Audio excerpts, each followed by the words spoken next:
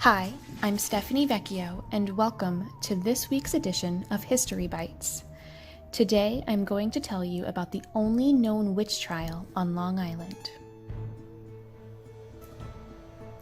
3 decades before the famous Salem witch trials took place, Long Island had its own run-in with an alleged witch. East Hampton, 1657. Elizabeth Garlick, called Goodwife or Goody Garlick, stood accused of witchcraft by her fellow villagers. This accusation would lead to Long Island's very own witch trial.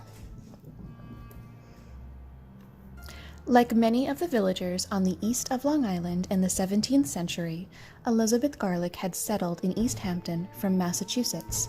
In fact, so many New Englanders settled in East Hampton that for many years it had become part of the Connecticut colony with a strong allegiance to New England. Elizabeth was married to Joshua Garlick, and the married couple worked for Lion Gardner, an important figure on the east of Long Island. Gardner's Island is named for him and remains privately owned by the Gardner family today. Joshua and Elizabeth were well liked by Lion Gardner himself. However, Elizabeth Garlick wasn't necessarily liked by all East Hampton residents. The 50-year-old Garlick often quarreled with neighbors who said she was a witch and performing satanic rituals in the woods, according to the town records of East Hampton. She was said to cast evil eyes and order animals to do her bidding. She was blamed for the death of a baby she held and for the disappearances, injuries, and death of her neighbors' livestock. It was said she owned a black cat and frequently went to the woods to create herbal remedies, using herbs like dockweed for healing. Dockweed was rumored to be used in witches' Sabbaths or rituals. Elizabeth was slandered by neighbors, rivals scrabbling to survive in the fishing and farming settlement of East Hampton.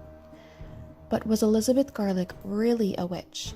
And how did witchcraft take such a strong hold on this small Long Island village? Many, if not most, New Englanders believed in and feared witchcraft and the power of magic.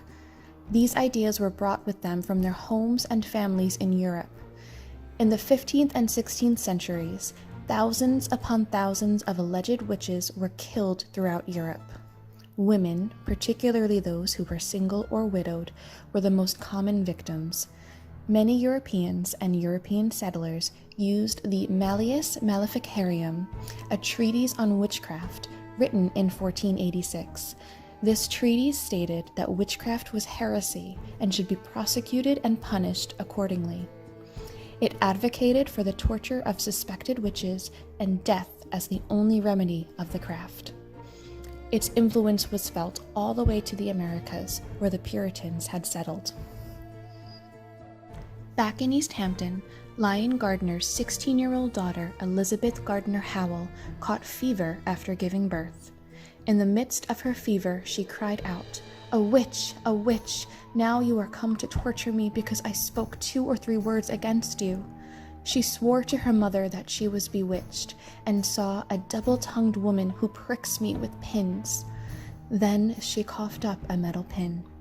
Her father was summoned and found his daughter at the foot of her bed, screaming that the witch was in the room.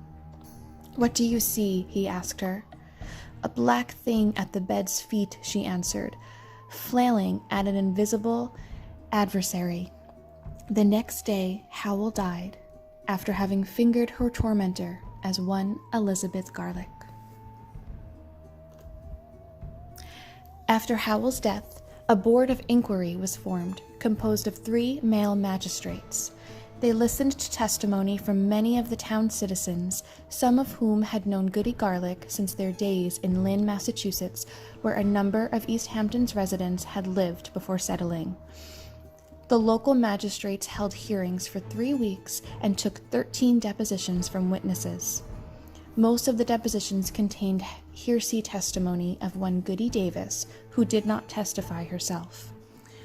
Through others, Goody Davis accused Goody Garlick of causing the death of her own child. As the testimony grew, it became evident that the chief accuser was Goody Davis, who blamed Goody Garlic for a variety of unexplained events and personal hardships.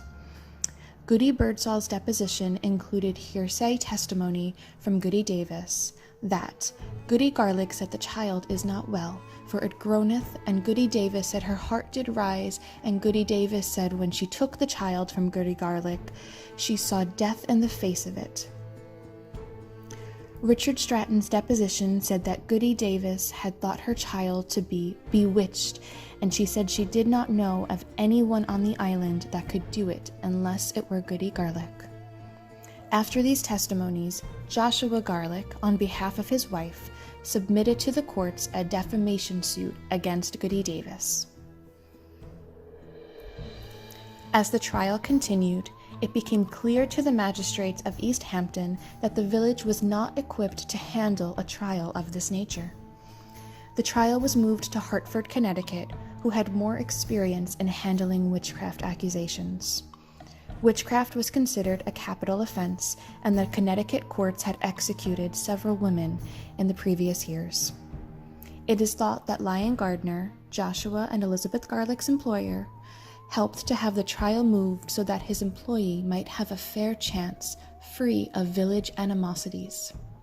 Gardner respected Joshua and Elizabeth and did not necessarily believe in the power of witchcraft the way even his own family did. Gardner also believed that Goody Garlic's accusers might have been guilty of the same sorts of crimes with which they so boldly charged Garlic. In a stroke of luck, a John Winthrop Jr. had just become the governor of Connecticut. Winthrop Jr. did not subscribe to the witchcraft hysteria. He was a scholar and a healer and sought out other causes for these so-called magical forces. Winthrop Jr. doubted that a farmer's wife could perform the kinds of magical acts attributed to witches, so he looked to another explanation for people like Goody Garlic and their alleged crimes, believing the main issue is that the accused simply do not conform to social norms. They were different from their neighbors, and that made them suspect to others. As the trial proceeded in Hartford, Goody Garlic was found innocent and acquitted of all charges. But the court made perfectly clear what they expected from both the Garlics and the community of East Hampton. It is desired and expected by this court that you should carry neighborly and peaceably, without just offense, to Joshua Garlic and his wife, and that they should do the like to you.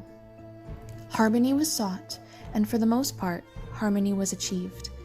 The Garlics were able to live out their lives working hard together and with their family. As far as East Hampton records showed, there were no other accusations of witchcraft in the village. If you would like to learn more on witchcraft in the Americas, check out these books, available today at MCPL. Witchcraft in Early North America by Allison Games, The Witches by Stacy Schiff, Waking the Witch, Reflections on Women, Magic, and Power by Pam Grossman. Thank you for joining us for this edition of History Bites. Take care and happy spooky season.